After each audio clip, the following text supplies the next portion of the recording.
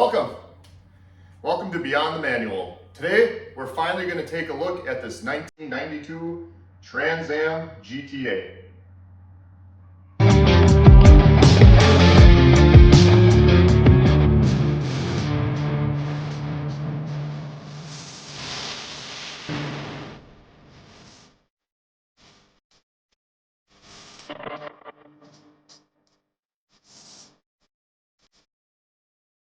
So this is it. This is my 1992 Trans Am GTA. Now, why I really wanted this car, I did have one very similar to it in high school. Long story short, that car had gotten into an accident, had some motor issues. I'd taken it to a shop to help fix some of them, and the guy basically took the cars and ran, never saw it again. In fact, I still have a title for that car. It used to be white like this, and foolishness got the best of me in my younger years, and I had a couple people try to paint it, and it just turned out horrible. Eric, if you're watching this, you'll get a kick out of that. But I've been looking for one of these for about 18 years. The one I had in high school was not a real GTA, and I wanted one now. And I didn't want to pay someone $12,000 to $25,000 for basically a stock car with a 305 or a 350 in it. So I found this one. A guy had it for sale in Northern Illinois, I think, just south of Rockford, I believe. But I think I paid $3,800, something around that for the car. I thought it was a lot more solid than it was when I got it home. Truth be told, this car was probably one owner away from ending up in a junkyard. And I had to write them down here because, believe it or not, I really don't care. But I did have them send me initially the RPO codes and the VIN number, and I was able to verify it was a real Y84. So that's the designation for it being a GTA. But once I got it home and did a little more research, I found out that it's also a J41 and an N65. And I didn't know this at the time, but in 1992, they only made one of those. So this is a double one-of-one car. And knowing it was a real GTA, it kind of had some specially ordered options. I felt it needed saving. And what you're going to see, you'll see pictures of some of the rot in the slideshow that'll follow this. But this car has been gone through front to back now, and we have cut out and replaced 99.8% of the rust that we could physically see and get to. I did not take this car in to have it dipped or anything like that. This was just sheer hours of sanding, mediocre bodywork. I set out for this to be a 10-foot car. All the work was done in my shop here. The bodywork, the painting, the clear coat, the prep. So it's definitely not perfect, as this is my first car. But I think let's take a little bit of walk around. I'll show you what's been done here and kind of where the build is heading. So first, you'll notice the rims aren't stock. These I actually traded my stock rims for because these are 18s, and I needed something to keep the car mobile, because underneath there I got big old 13-inch Baer Brakes in the front. And eventually, when and if I do something with the rear end, I plan on at least increasing those to a 11 or a 12-inch rear disc brake. The guy did tell me when I got this car, the axle in the back, I believe, has 273 gears in it and came out of a 87 or an 88 IROC Z. It is the Borg Warner 9-bolt rear end. I have confirmed that. I can count. The glass is original to the car. As you'll see in some of the pictures, we did buff, scrape, sand, and repaint the whole lip. These doors, this one is not perfect. Bodywork is really tricky, and I've learned a lot, I can say that. But these two doors came from my buddy Dave. Thank you, Dave, off a parts car that he had, which was a 92. I want to say that was a Camaro as well. And the only thing I had to do different on that was drill these two holes for the Trans Am ground effects. Other than that, all the other holes lined up well. Take a look at some of the rust we've replaced. Here, this has been reworked and replaced. I don't know if we'll be able to see it down here, but basically from here up about to there, and this whole toe kick, back in that corner has all been re-welded and filled in. If we take a look at the back of the car, I have the bumper insert in here now, but the metal behind here that this actually bolts into was all rotted away. So we cut that out, welded a new metal. Everything's been seam sealed and painted. You can kind of see some evidence of that right there. This whole piece from about here to here and inside the wheel wells was cut out and donated from a pick your parts junkyard here, local. Thank you, Gibson's Iron in Neenah. They're an awesome place, really great guys, fair prices. Same with this side. There's some rot down here, but believe it or not, the rockers inside and outside on both the passenger side and driver side were almost perfect. It was just the very front, probably where crap had accumulated over time. This is what the windshield channel looks like now. You'll see in the slideshow that when we pulled the windshield out, all this was rotted. I mean, half of this metal channel came with the windshield when we took it out. So all that got re-welded in. This rear quarter had a pile of Bondo. We sanded down, removed, reshaped it. None of the door gaps are going to be perfect, but this is a unibody, and when I got this, I'd actually used the posts of my lift and some heavy-duty ratchet straps to try to twist this thing back into shape. It was about a 1/4 inch out of square. Now I think we're down to it's within a 1/16, using my Stanley tape measure precision device. The other big spot was the roof, and this I didn't actually find until I was doing final paint prep, believe it or not. I thought I had sanded everything down, and it turns out the roof had been painted probably 3 times. And I kept finding these red spots. And the more I'd sand those down, the more I'd dig them down to basically rust spots. And what I found was from about here to about there, that was all like great stuff spray foam with fiberglass mesh and then Bondo. So at some point, something happened here. So we cut out the roof, patched all that in. That's also from the junkyard. And I'm not a body guy. I'm a pretend welder. But I mean, my neighbor who does cars was pretty happy with how it came out. I'm very happy with it came out. That looks good from 3 feet away, nonetheless 10 feet away. We can see the door gaps came out fairly okay-ish. The fenders are not firmly mounted yet for a couple reasons. One, the car really has no weight in it yet. So once we drop in the drivetrain, we'll see how everything sits, get that extra weight in there. And then we'll adjust the fenders and doors if needed. And once all that's good, I have subframe connectors from UMI that we're going to weld in here, both passenger side and driver side, to take care of that. I'm also the Silas, however you say that, fan. So the whole interior has had that thick, sticky plastic material put down, kind of like a Hush Mat or any of those other name brand materials. But then I also went over with this it's kind of a softer aluminum foil-backed foam. I'm going to finish putting all that down, and then we'll set the carpet with the jute on top of all this. I know that works because Eric over at Ess Motorsports, feel free to check him out, did the same thing, and his carpet looks pretty darn good. So I'm using a lot of what he did on this car. In fact, that's his steering wheel. Thank you, Eric. At some point, I will get that back to you.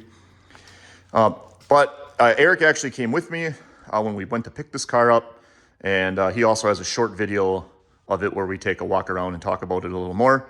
Go over to his channel. I'll put that in the link below if you want to check that out. So this whole car was taken apart, dash out. I went through and stripped all the body wiring harnesses, the C100, the C200, pretty much everything I didn't need. The VATs I took out of this, the cruise control wiring I took out of this. I'm running a Holley Terminator X Max. I'm going to use stock gauges. I was able to kind of, from the junkyard, pick, I found a 140 mile an hour speedometer, and I found an 8,000 RPM and an 80 PSI oil gauge. So I'm going to kind of put all those together under one gauge cluster, and I'm going to kind of run those stock gauges in here. I do have a Holley 5-inch screen. I'll probably pillar mount somewhere in the corner. And eventually, budget notwithstanding, I will probably do like a Dakota digital cruise control. I am running a Corvette pedal with the Hawks bracket. You can kind of see that up there. This is apparently like one of the only GM pedals that works with the Holley system, I guess. But ironically, it did not have holes. It has different mounting plates or different mounting positions than the Hawks plate. So that was just kind of a fit it up there, drill and tap my own holes and move on. But all said, I think that'll be far enough away from the carpet. I have to extend, I think, the transmission cable yet. I did reach out to EFI, I think it's EFI Experts. EFI Connections, to get a Holley Terminator transmission harness extender. I just want to make sure that I'm not going to run out of cable length the way I have it routed in the car. Oh, let's see. Speaking of inside the doors, I did take all the glass out and clean it. I did go ahead and replace the windshield wiper motors. I drilled all the access holes and everything ahead of time.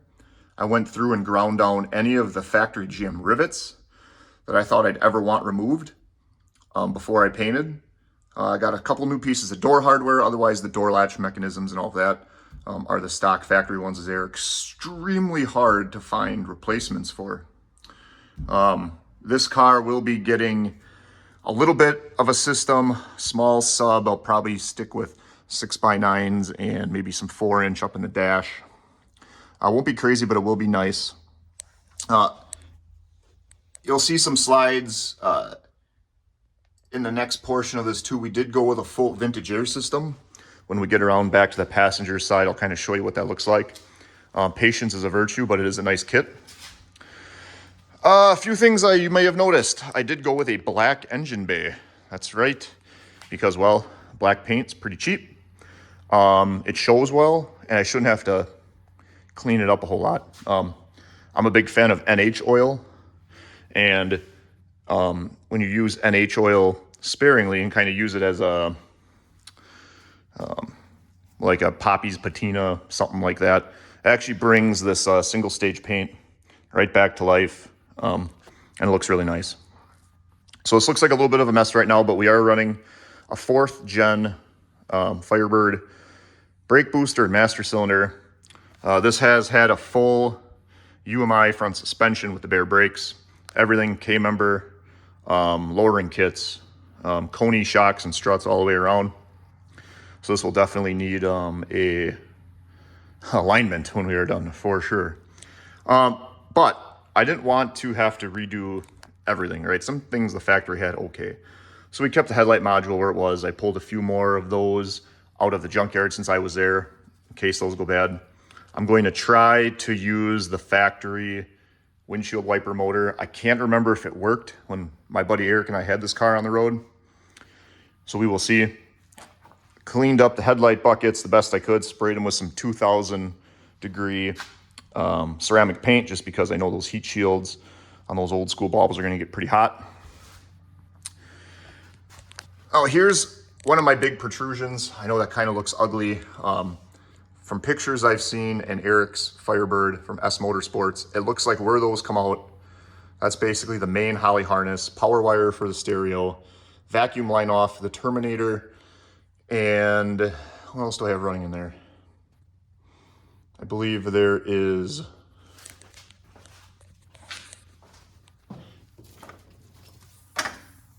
What are you?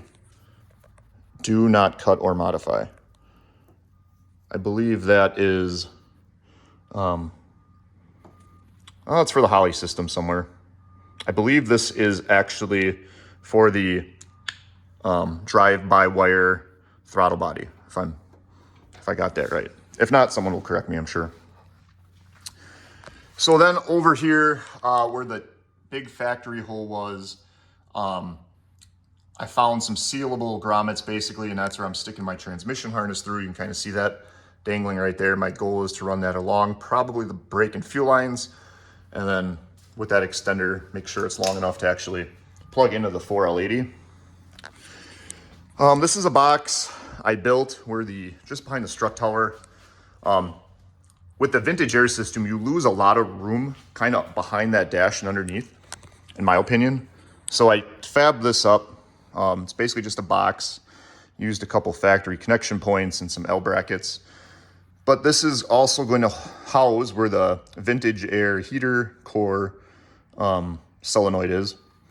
I have a fuse block back here. That'll be for a lot of the peripherals, power to the vintage air. It's going to power a accessory relay. So half of this bank will be switched ignition, half will just be power. And speaking of relays, this is also, I went with fully potted relays and I have them hiding back here. I believe we're gonna have fuel pump. We're gonna have power to the fans. I'm gonna run a PW fan system, probably just like Eric did. I'll try to track down either Silverado or Chevy Volt PWM fans. So one of these relays will provide power to those fans when the ignition's on. And then, what's that other relay for? There's paper everywhere. Well, I have that written down what those relays are for. I'll figure it out when we get that far. And then it's the power distribution. So it's kind of where I just finished up. Fabbed up this bracket here just to hold all of my AC and heater lines out of the way, because I know I'm going to be running some speed engineering headers. And this gives me enough flexibility to swoop these in to the water pump, pull it back to the back of the AC. Costco interstate battery. This is a factory GM Group 78 side post terminal, which I like because one lead is going to feed a circuit breaker and basically power the rest of the car. The plan is to use the coil wire to pull in the switched accessory relay. And then we have fusible links I bought to bring power back to the factory fuse block. That'll all come out of there. And then we have one long one here that'll go over and hit the alternator. And then a third one that comes up right there. I just have it capped off for now. That is going to feed this came out of a Silverado or Suburban, I believe. It's just a MIDI fuse holder from GM. But when you buy them from a junkyard, they're like $3 and they come with a fuse. So that's gonna mount in there, and then I will have that connected to the first post. It'll split off here to go and feed the starter. And then after the fuse, that will get wired in, and basically that fuse will be my, what protects my stereo amp wire that'll go all the way through the back of the car. So that's really about where we're at today. I will show you what I have started here. If you saw my very first video, you saw I did the LS accessory drive review, so I have all of that. I've managed to grab a couple of these as I see them. A lot of these are hard to find. This one's actually pretty nice. I'm not sure which one I'm going to run yet. Color-wise, you'll have to wait and see. But I do have some ideas on that. But under this is I want to say it's a 2013. It's a Gen 4 LY6 6-liter. This has been bored 40 over with forged pistons, Gen 4 rods. It's a Gen 3 crank, so I got a 24-time reluctor wheel sensor I got to swap out. and I did get the delete timing cover and the extension harness for the Holly to get that cam sensor to the front of the engine. So a little bit of a running around, but I got a smoking deal on the short block, and it's pretty much ready to go. I got to clean out the threads in this. I'm going to switch out the oiling dumbbell from the factory one, which the guy said is in here, to a dual sealed barbell style, which I have in this pile of parts somewhere. So it's kind of the next thing is to start transitioning from whatever this is to laying out engine parts, so we know where things are at, because in the next couple weeks we're going to start assembling this engine with all that. Might have noticed that box down there. We are going to run an Aeromotive factory tank style pump. Swung this idea a lot around with my buddy Eric, and I believe we are going to run them like they do in the Corvettes. So we will have a fuel regulator with a return, whatever you need for tech at most drag strips, so probably 11, 12 inches off the firewall. And then we will deadhead, I think, the factory LS3 fuel rail. I personally like the look of these. And you can get these 3/8 AN fittings that will snap on here with a 90-degree back. So I think that'll work out very well. Yeah, so that about does it for kind of where we're at with the car. I have more than enough trim pieces. Really, I even have a headliner already. Really, next goal, like I said, is to get the powertrain in this thing. And then we will work on the subframe connectors. Then after that, I think it's really going to come down to plumbing. Fuel, brakes, exhaust. Probably going to keep that rear end just to save some money. For now, this rear end's easy enough to switch out if I ever wanted to, short of potentially having to remake a drive shaft. But my goal is to maybe, can I get this done by next fall, where I can take it on Poverty Tour, not Power Tour. I'm not going to make that, probably that's in June, but maybe Poverty Tour, I can make that work. So this will probably be a fairly long video.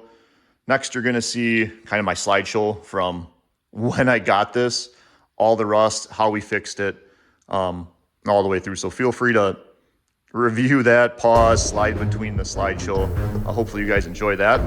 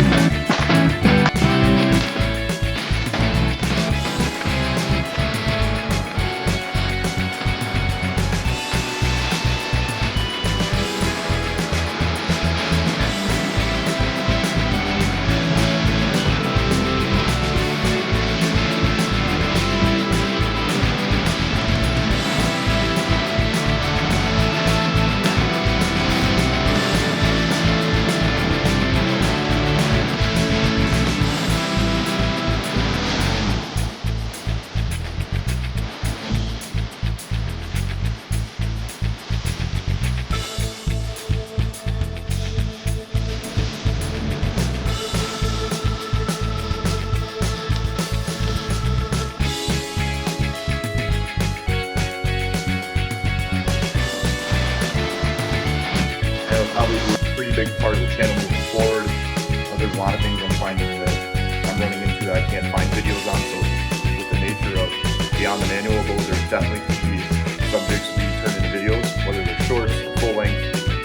But with that, thanks for joining. I hope you enjoyed it. If you have any thoughts, suggestions, things you want to see me do with this car, put those in the comments below, because now is the time. The goal for this car, right, other than to be fun to drive, it's going to be my drag and drive car. My plan is to make this a reliable car I can take from Wisconsin all the way down to Florida for 6 weeks, take it on power tour, do things like poverty tour with Pole Barn Garage and all that. But with that, thank you for watching Beyond the Manual.